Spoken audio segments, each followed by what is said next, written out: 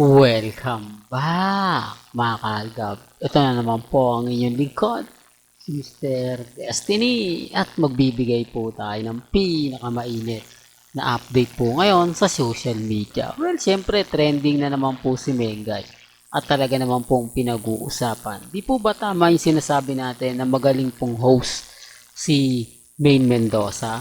Balikan ko lang po troba ko lang po yung sa 8 Bulaga noong mga panahong nag-host si Mengay sa Little Miss Philippines. Hindi po ba binatiko siya? Hindi po ba nagkaroon pa nga ng issue na hindi nga daw bagay sila Main Mendoza, si Jose Manalo, o hindi daw bagay na kapartner ni Jose Manalo si Main Mendoza dahil hindi daw po ito mahusay.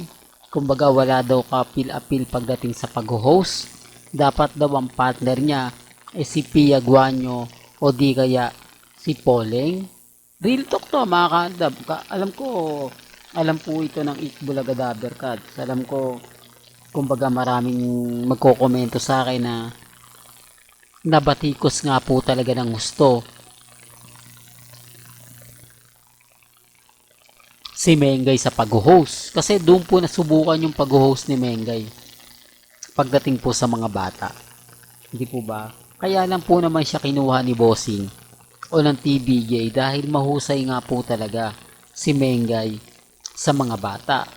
Yan, nagkaroon din ng issue na kumbaga may si kina Baby Teo at kay Playmate kung gaano kaalaga si Mengay at kung gaano niya i-handle yung sitwasyon na hindi magigets agad ni Jose. Parang hirap si Jose Manalo na mag-engage sa mga bata. Hindi po katulad ni Mengay, talaga napakahusay.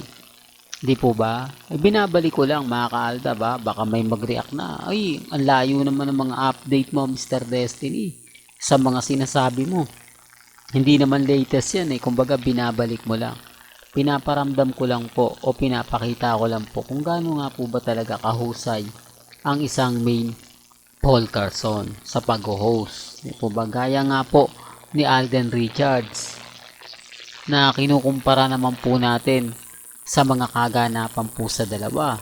Kung ano nga po ba meron si Alden, ganun din po kay Mengay, di po ba? At eto na naman po, throwback video na naman po tayo, o throwback update na naman po tayo.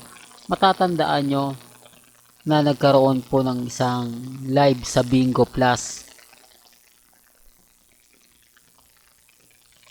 sina Ogie Diaz at si Main Mendoza. Naalala nyo yung sinabi ni Ogie Diaz kay Main Mendoza na marami ka ng branch ng McDo Mengay. Ganon din naman si Alden Richards. Hindi kayo nagkakalayo sa dami ng branch ng McDo. Samantalang magugulat po kayo, isa pa lang naman po ang branch ng McDo ni Mengay. Di po ba? Pero may mga point mga kaaldab na mayroon siya konchas pero hindi naman po yung McDo. Pero ang pinag-uusapan doon hindi nga po daw nalalayo ang mga kumbaga business nila Mengay at ni Alden Richards. Sabi ko nga po sa inyo, ito yung mga pinangahawakan ko. Ito yung mga bagay-bagay na minsan nadudulas din po yung kapwa co-host ni Mengay, yung mga nakakatrabaho ni Mengay, di po ba? At nababanggit nga po si Alden Richards at sa kumbaga ibig kong sabihin mga kaldap, naging host na rin po ng Bingo Plus si Richard Paul Carson Jr. Kaya nga po kung pag titignan ninyo at kumbaga pag-aaralan po yung mga kwento po nila Mengay, kwento po ni Alden Richards, talagang umaayon.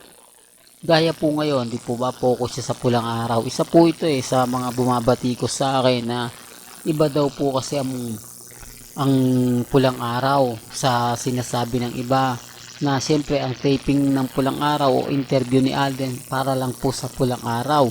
Hindi naman para sa Hello Love Again. Common sense na lang po, ibabalik ko ulit. Hindi, sino nga po ba nag-open sa Hello Love Again? Hindi po ba si Mel Chanco? Sinabi niya na naging close mas naging close daw po sina Alden Richards at si Catherine Bernardo sa Hello Love Again. Ito na kaya yung simula ng pagiging o pagkakaroon nila ng relasyon? Ito na ba yung sinasabi nilang panliligaw ni Alden Richards kay Catherine? Yung tipong ganon, di po ba? Kasi sila naman po yung nag-trigger niyan. Hindi naman po ang mga fans lang. Kaya normal lang po yun ang sasabihin natin. Nandun na yung point, bakit hindi itanong? Tapos na yung pelikula eh. Wala nang promotion pa na magaganap. Para sa GMA. Although, magpo-promote na lang sila. Pero ang pinakamaganda rito, yung epekto ng mga manonood. Kasi yung iba kikiligin. Lalong-lalo na po yung mga cut din. Matutuwa sila dahil yun nga po yung nangyari. Na kung saan nga po pinag-usapan ang cut din. Na alam naman po natin na sabik naman po silang pag-usapan. Alam nyo mga kaaldab, medyo apektado lang po sila kasi nabitin nga po talaga. Hindi po talaga kumbaga ine-expect ng cut din na hanggang ganun lang po yung magiging interview ng GMA kay Alden Richards. Pero wala naman pong balita na maganda sa Kapamilya Network o sa TV Patrol. Di po ba yung pag-uwi ni Catherine, medyo magsasabi natin na interview pero hindi siya ganun kabalasik.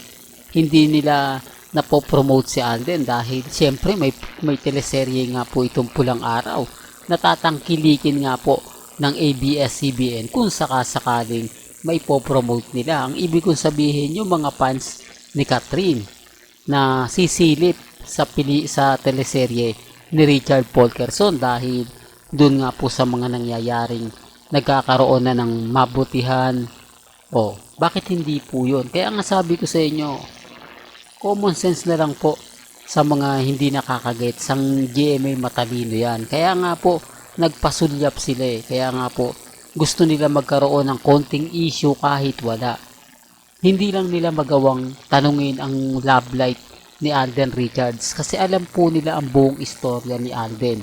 Hindi po pwede. May mga bagay-bagay po na sabi ko nga po sa inyo, limitado lang. Pinasabi ni Alden na may mga tanong na hindi naman po pwedeng sagutin basta-basta. May mga tanong na kailangan maging istrikto. Tanong na mapapaisip naman po sila. Di po ba? Kaya nga po sila mga kaaldab affected sa mga sinasabi ko at pinapaliwanag ko. May mga bagay-bagay nga po mga kaaldab na kampante lang po tayo, maging matatag.